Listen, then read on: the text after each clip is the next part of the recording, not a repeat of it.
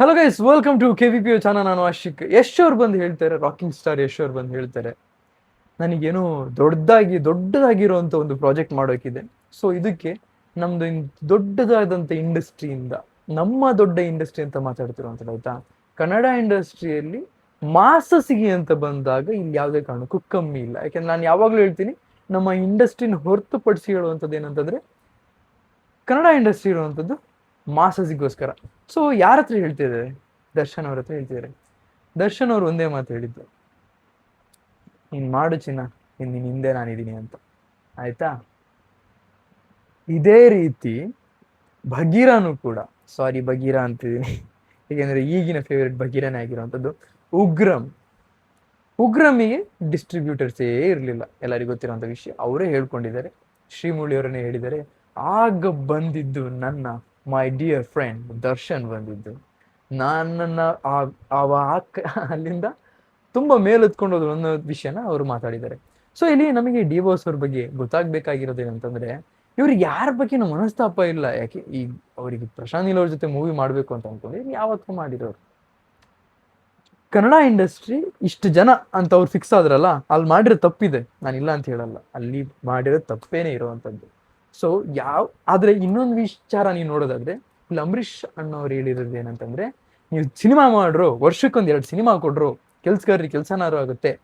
ಈ ವರ್ಡಿಗೆ ಎಷ್ಟು ಅರ್ಥ ಇದೆ ಅಂತ ಅಂದಾಗ, ಈಗ as A YouTuber KD cinema ಬಂದಾಗ ಅಯ್ಯಯ್ಯೋ ಈ ತರ ಸಿನಿಮಾ ಇಲ್ವೇ ಇಲ್ಲ ಅನ್ನೋ ರೀತಿ ಆಗೋಗಿದೆ ನನಗೀಗ. ಸತ್ಯ, KD ಸಿನಿಮಾ ಅದ್ಭುತವಾಗಿದೆ, ಅದು ಬೇರೆ ವಿಷಯ. ಆದ್ರೆ ಆ ಒಂಥರ ಲಾಂಗ್ ಗ್ಯಾಪ್ ಇದೆಯಲ್ಲ, ಏನೋ ಆಗೋಗ್ಬಿಟ್ಟಿದೆ. ಡೆಸರ್ಟ್ ಅಲ್ಲಿ ನೀರು ಸಿಕ್ತಂಗಾಗಿದೆ. ಕಂಟೆಂಟ್ ನಾನು ಅವಾಗ ಬರ್ಬೋದಾಗಿತ್ತು, KD ಮೂವಿ ರಿವ್ಯೂ, KD ಅದು ಇದು ಅಂತ, ಬರಲಿಲ್ಲ. ಯಾಕೆಂದ್ರೆ ನನಗೆ ಅನ್ಸಿದ್ದು ಏನಂತಂದ್ರೆ, ಒಂದು ಸಿನಿಮಾ ಈ ಇಂಡಸ್ಟ್ರಿಗೆ ಏನಾದ್ರು ಒಂದು ಹೊಸದಾಗಿ ಅಂದ್ರೆ, ಈ ಚಾನಲ್ ಅಲ್ಲಿ ರೆಗ್ಯುಲರ್ ಆಗಿ ಕಂಟೆಂಟ್ ಬರಬೇಕು, ಅದ್ರ ಬಗ್ಗೆ ಏನಾದ್ರು ಮಾತಾಡಬೇಕು ಅಂತ ಹೇಳ್ಬಿಟ್ಟು. ಓಕೆ, ನಾನು ಆಫ್ ದ ಟಾಪಿಕ್ ಹೋಗ್ತಾ ಇದ್ದೀನಿ. ಸೊ ಈಗ ಧ್ರುವ ಸರ್ಜಾ ಅವರು ಮಾರ್ಟಿನ್ ಸಿನಿಮಾ ಮಾಡಿದ್ಮೇಲೆ ಅವ್ರ ಮರ್ಯಾದೆನೇ ಹೋಗಿತ್ತು.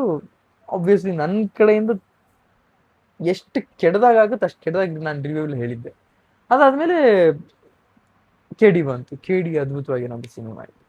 ಅವ್ರ ಮಧ್ಯೆ ಇರುವಂಥ ಮನಸ್ತಾಪನ ತುಂಬ ಜನ ಆಚೆ ತೆಗೆದುಕೊಂಡ್ರೆ ತಪ್ಪು, ಮೀಡಿಯಾದವ್ರು ಮಾಡಿದ ತಪ್ಪು. ಆಯ್ತಾ? ಈಗ ಇದನ್ನೆಲ್ಲ ಬಿಟ್ಟಾಕಿ ಇಂಡಸ್ಟ್ರಿಯಲ್ಲಿ ಎಲ್ಲರೂ ಚೆನ್ನಾಗಿದ್ದಾರೆ, ಫ್ಯಾನ್ಸ್ ಯಾಕೆ ಹೊಡೆದಾಡ್ಕೊಂಡು ಸಾಯ್ತಿದ್ರೆ ನನಗೆ ಗೊತ್ತಿಲ್ಲ. ಈಗ ಅಪ್ಪು ಸರ್ ವಿಷಯಕ್ಕೆ ಬಂದರೆ, ನನ್ನ ಆಸೆ ಏನಿತ್ತಂದರೆ, ಅಪ್ಪು ಸರ್ ನೀಟಾಗಿ ವಿಷಯಗಳನ್ನ ಹೇಳಬೇಕು, ನಮ್ಮ ಇಂಡಸ್ಟ್ರಿ ಹೇಗೆ ಹೋಗ್ಬೇಕು ಅನ್ನೋದನ್ನ ಒಂದು ಪರ್ಸನಲಿ ಒಂದು ಡಿಸ್ಕಸ್ ಮಾಡಬೇಕು ಅಂತ. ಅಂದರೆ ನಾನೇನು ಅಲ್ಲ, ಸುಮ್ಮನೆ ಡಿಸ್ಕಸ್ ಮಾಡುವಂಥ ಆಸೆ ಇರುತ್ತಲ್ಲ, ಅದಕ್ಕೋಸ್ಕರ. ಸೊ ಅಪ್ಪು ಸರ್ ಏನು ಮಾಡ್ತಾರೆ, ದರ್ಶನ್ ಅವ್ರ ಹತ್ರ ಬಂದು ಹೇಳ್ತಾರೆ, ಏನಾದರೂ ಒಂದು ಹೊಸದಾಗಿ ಟ್ರೈ ಮಾಡಬೇಕು ಅಂತ ಹೇಳ್ಬಿಟ್ಟು. ಹಾಗೇನೆ ಅಪ್ಪು ಸರ್ ಇನ್ನೊಂದು ಹೇಳ್ತಾರೆ, ಯಶ್ ಅವ್ರ ಜೊತೆ ಒಂದು ಸಿನಿಮಾ ಆಗಬೇಕು ಅಂತ ಹೇಳ್ಬಿಟ್ಟು. ಯಶ್ ಅವರಿಗೂ ಕೂಡ ಪವರ್ ಸ್ಟಾರ್ ಪುನೀತ್ ರಾಜ್ಕುಮಾರ್ ಅವ್ರ ಜೊತೆ ಒಂದು ಸಿನಿಮಾ, ಯೂನಿಕ್ ಲೆವೆಲ್ ಸಿನಿಮಾ. ಯಾಕೆಂದ್ರೆ ಇಬ್ರು ಹಾಗೇನೆ ಆ ಥರ ಥಾಟ್ ಪ್ರೊಸೆಸ್ ಅಲ್ಲಿ ಇರೋದ್ರಿಂದ, ಏನೋ ಬೇಕಾಬಿಟ್ಟು ಒಂದು ಇಬ್ರದ್ದು ಸಿನಿಮಾ ಮಾಡುವಂಥದ್ದಲ್ಲ, ಆ ರೀತಿ ದೊಡ್ಡದಾಗಿರ್ಬೇಕು, ಜೊತೆಗೆ ಸಿನಿಮಾ ಮಾಡೋಣ, ಆ ರೀತಿ ದೊಡ್ಡದಾಗಿರ್ಬೇಕು ಅದೆಷ್ಟು ಒಳ್ಳೆ ವಿಷಯ ಗೊತ್ತಾಯ್ತು ಅದು. ಅಂದ್ರೆ ಇಬ್ರಿಗೂ ಒಟ್ಟಿಗೆ ಮ್ಯಾಚ್ ಆಗುತ್ತೆ ಅನ್ನೋದು ಅವ್ರಿಬ್ರು ಮಧ್ಯದಲ್ಲಿ ಇದ್ದಿದ್ದರಿಂದ. ಓಕೆ, ಇದು ಇಷ್ಟು ಜನದ ವಿಷಯ ಆಯಿತು. ಅದಾದ್ಮೇಲೆ ಈಗ ಕೆಲವರು ಸಿನಿಮಾ ತೆಗಿತಿದ್ದಾರೆ. ಈಗ ವಿಷಯಕ್ಕೆ ಬರ್ತೀನಿ. ನಾನು ಇಷ್ಟೆಲ್ಲ ಮಾತಾಡೋದ್ನಲ್ಲ, ಹೌದು, ಒಂದಕ್ಕೊಂದು ಲಿಂಕೇ ಇಲ್ಲ, ಏನೇನೋ ಮಾತಾಡ್ತಾನೆ ಅಂತ ಅನ್ಸಿರುತ್ತೆ. ನಿಮಗೆ ಒಂದು ವಿಷಯ ಅರ್ಥ ಮಾಡ್ಕೊಳ್ಳಿ, ಕನ್ನಡ ಇಂಡಸ್ಟ್ರಿಲಿ ಮಾಡ್ತಿರೋಂಥ ತಪ್ಪು. ಬೇರೆ ಎಲ್ಲರೂ ಮಾಡ್ತಿದ್ದಾರೆ, ಆದರೆ ನಮ್ಮ ಫೋಕಸ್ ಮಾತ್ರ ಕನ್ನಡ ಇಂಡಸ್ಟ್ರಿಗೆ ಬೇಕಾಗಿರುವಂಥದ್ದು. ನೀವು ತೆಗೆಯುವಂಥ ಸಿನಿಮಾ OTTಲಿ ಸಾಕು. ಥಿಯೇಟ್ರಲ್ಲಿ ನೋಡೋ ರೇಂಜಿಗೆ ಇದ್ರೆ ಟ್ರೈಲರಲ್ಲೇ ಗೊತ್ತಾಗ್ಬಿಡುತ್ತೆ, ಗುರು ಇದು ಥಿಯೇಟ್ರಿಗೋಸ್ಕರ ಮಾಡಿರೋದು, ಹಂಗೆ ಹಿಂಗೆ ಅಂತ ಹೇಳ್ಬಿಟ್ಟು.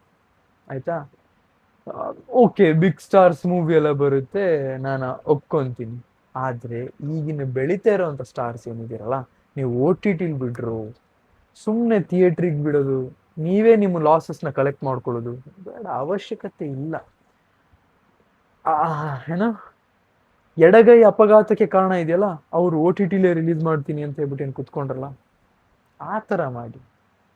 ಆದ್ರೂ ಕೆಲವರು ಇಲ್ಲ, ನಾನು ದೊಡ್ಡದಾಗೆ ರಿಲೀಸ್ ಮಾಡ್ತೀನಿ. ಡಾಲಿ ಧನಂಜಯರಿಗೆ ಈಗ ಸ್ವಲ್ಪ ಈ ಫಾರ್ಮ್ಯಾಟ್ ವಿಷಯದಲ್ಲಿ ಒಂದು ಗೊತ್ತಾಗಿದೆ, ಅದಕ್ಕೋಸ್ಕರ ಅವರು OTT ಮತ್ತೆ ಫಿಲ್ಮ್ ರಿಲೀಸ್ ಆಗೋದ್ರ ಬಗ್ಗೆ ಅವ್ರು ಯೋಚನೆ ಮಾಡ್ತಾರೆ. ಸ್ಟಿಲ್ ಆ ಕ್ಯಾಲ್ಕುಲೇಷನ್ ಸರಿ ಆಗ್ತಾ ಇಲ್ಲ. ನನ್ನ ಸಜೆಷನ್ ಏನು ಹೇಳೋದಂದ್ರೆ, ಸ್ವಲ್ಪ ಕಾಮಿಡಿ ಮೂವೀಸ್ ಅವೆಲ್ಲ ಇರ್ತವಲ್ಲ, ಓ ಟಿ ಟಿ ಪ್ಲಾಟ್ಫಾರ್ಮಿಗೆ ಬಿಡಿ ಸರ್.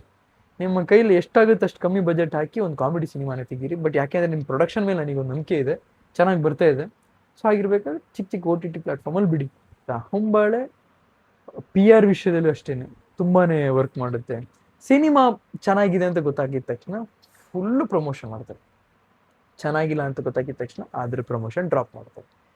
ಇನ್ನೊಂದು ವಿಷಯ ಇದೆ, ಈಗ ಸಿನಿಮಾ ಹೊಂಬಾಳೆ ಪ್ರೊಡಕ್ಷನ್ ಅಂಡರಲ್ಲಿ ತರೋದಕ್ಕೆ ಅಷ್ಟು ವರ್ತಿಲ್ಲ ಅಂತ ಅನ್ನಿಸ್ದಾಗ, ಯಾಕೆಂದರೆ ಹೊಂಬಾಳೆ KGF, ಬಗೀರ, ಸಲಾರು ಇದಾವೆ, ಕಾಂತಾರ, ಅದು ಇದು ಅಂತೆಲ್ಲ ಇದಾವೆ.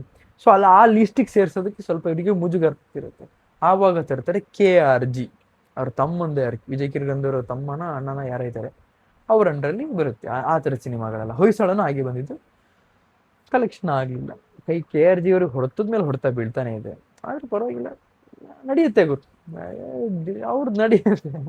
ಅಣ್ಣ ತಮ್ಮ ಇರ್ಬೇಕಾದ್ರೆ ಏನಾಗುತ್ತೆ ಅಂತ ನಡೆಯುತ್ತೆ ಅಂತ ಹೇಳ್ಬೋದು.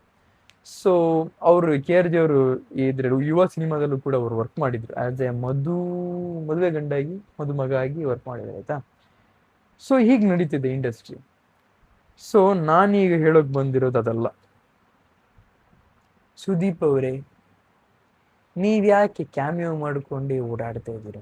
ದಯವಿಟ್ಟು ಸಿನಿಮಾ ತನ್ನಿ, ಮ್ಯಾಕ್ಸ್ ಮಾರ್ಕ್ ಥರ ತನ್ನಿ, ಬೇಜಾನ್ ಮೂವೀಸ್ ತರ್ತಾ ಹೋಗಿ, ಏನು ಟೆನ್ಷನ್ ಇಲ್ಲ ಸರ್, ತನ್ನಿ.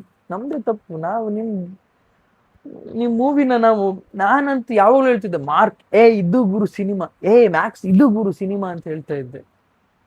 ನನಗೆ ನಿಮ್ಗೆ ಸೂಟ್ ಆಗುವಂಥದ್ದು ಅದೇನಂತ, ಮಾಸ್ ಆಕ್ಷನ್ ಸಿನಿಮಾ ಇರಬೇಕು. ಡಿಬೋಸ್ ಅವ್ರಿಗೆ ಒಳಗಡೆ ಇದ್ದಾರೆ, ಸೊ ಅವ್ರಿಗೆ ಬರೋದಕ್ಕೆ ಆಗ್ತಾ ಇಲ್ಲ, ಅಂದರೆ ಸಿನಿಮಾ ನಡೀತಾ ಇಲ್ಲ. ಬೇಕು, ಕನ್ನಡದಲ್ಲಿ ಸಿನಿಮಾ ಬೇಕು. ಆಸ್ ಎ ಯೂಟ್ಯೂಬರ್ ಆಗಿ ಮಾತ್ರ ಕೇಳ್ತಾ ಇರೋವಂಥದ್ದೆಲ್ಲ, ಕನ್ನಡ ಸಿನಿಮಾ ಬಗ್ಗೆ ತಲೆಯಲ್ಲಿ ಇಟ್ಕೊಂಡೇ ಮಾತಾಡ್ತಾ ಇದ್ದೀನಿ. ಕಂಟೆಂಟ್ ಇನ್ನೂ ಸ್ವಲ್ಪ ಬೇರೆನೇ ಬರುತ್ತೆ, ಆಯ್ತಾ. ಬಾಯ್.